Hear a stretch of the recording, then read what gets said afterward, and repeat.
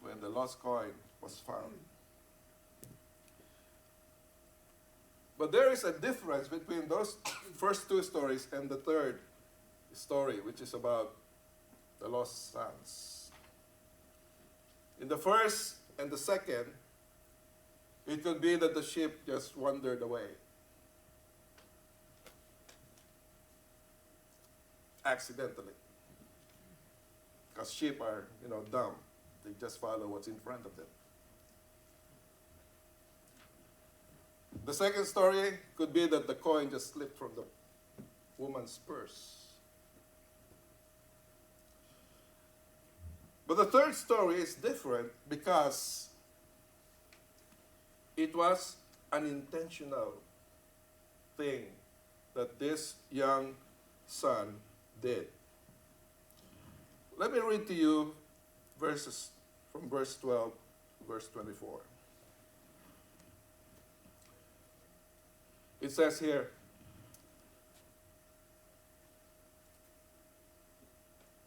start with verse 11, I see.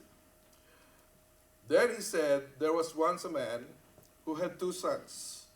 The younger said to the father, Father, I want right now what's coming to me.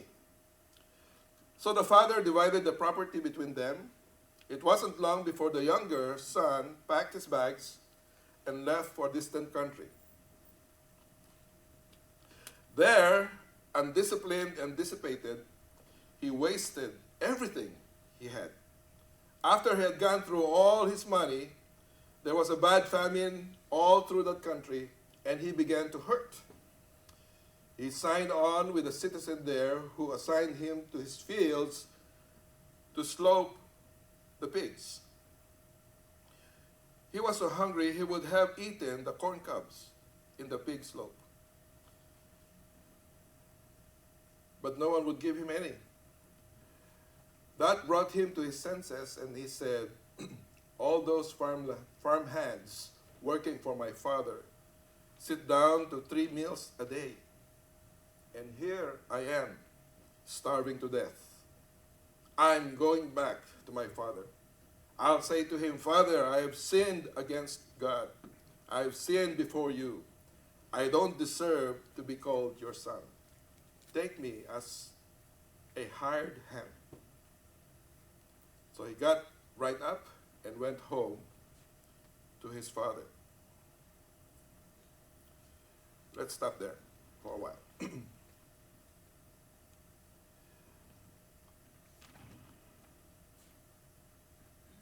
To many of us, his request from the father seemed to be simple and reasonable request.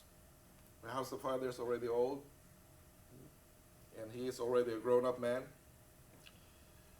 In our day and culture, this might be like a somewhat reasonable request. However, if you ask a Middle Easterner about the son's request, you would learn that this is unheard of in the Middle East. And if a son were to do such a thing, he should expect to be punished, to be beaten, and not granted his request. This is unheard of in the Middle East. Any Middle Easterner knows only too well what this son has done.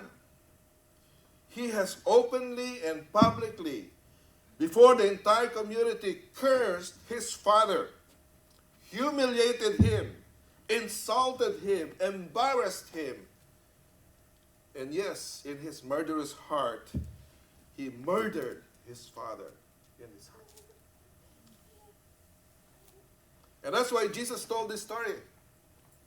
He wanted us to be shocked. It's not just a simple request. It's something really bad. And Jesus knew that most of us don't understand the severity of sin. Sin is severe. Sin is actually wishing God was dead. Did you know that? That's how severe sin is. Going your own way. That's sin. God, I don't need you. Get out of my life. That is sin. And this is what the son is doing, wishing that his father was dead. And like the son, sin is leaving God out of your life. Yes, we are all lost, but we are lost only because we left, just like the younger son.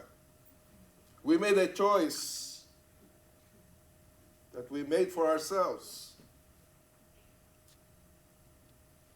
That's a choice. We are sinners not only by nature, but by choice. And so what happens? The son squanders his money, as we have read a while ago, falls on desperate times, finds himself starving to death, and then finally comes to his senses, as the Bible says, when he is down in the pig pit.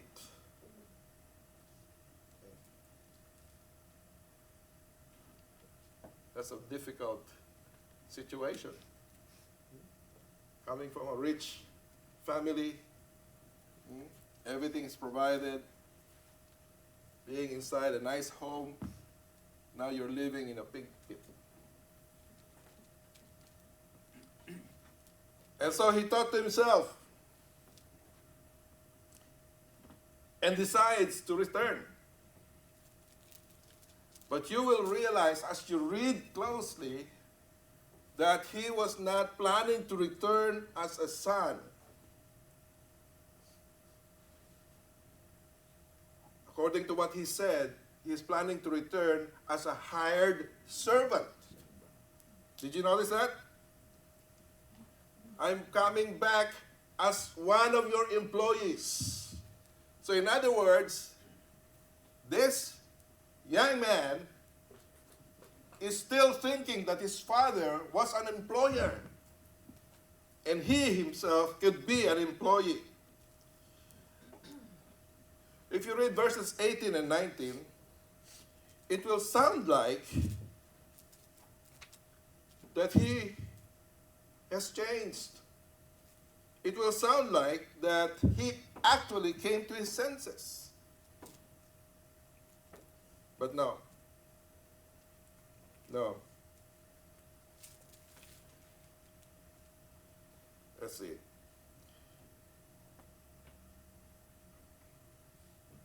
Said, I'll say to my father, I have sinned against God. I have sinned before you. I don't deserve to be called your son. Take me on as a hired hand. And he got up and went home to his father.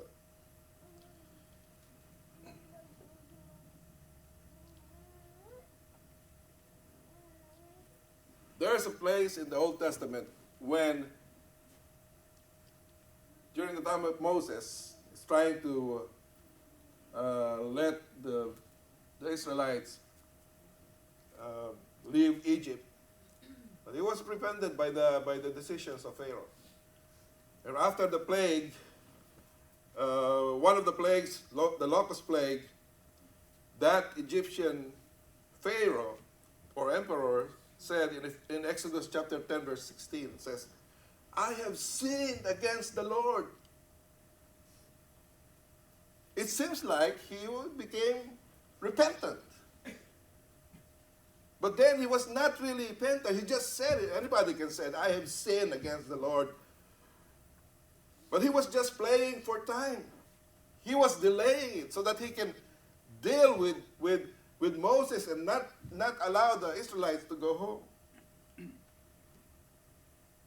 And this is probably what this son was thinking. He came to his senses, but he's not coming as a son. He's coming back as an employee. He's not returning to his father to have to do peacemaking with him.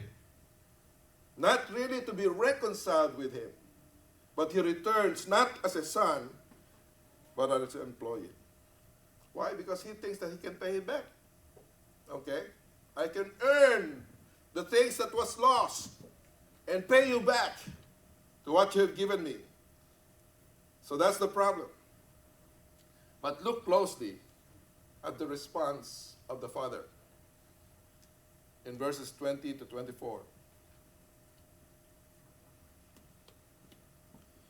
What was the response of the father? Let me read that to you.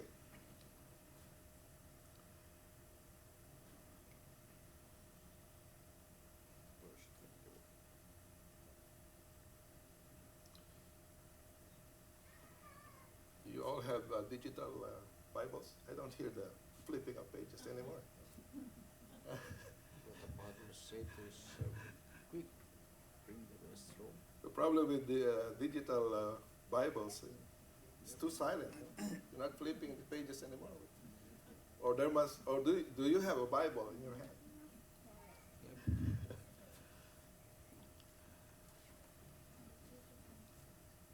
And so when he was still a long way off, he was already going home, going back to his father. When he was still a long way off, his father saw him. His heart pounding, he ran out. His father ran out and embraced him and kissed him. The son started his speech, said, "Father, I have sinned against God. I have sinned before you. I don't deserve to be called your son ever again." But the father wasn't listening. He was calling on to the servants, "Quick, bring a clean set of clothes and dress him. Put the family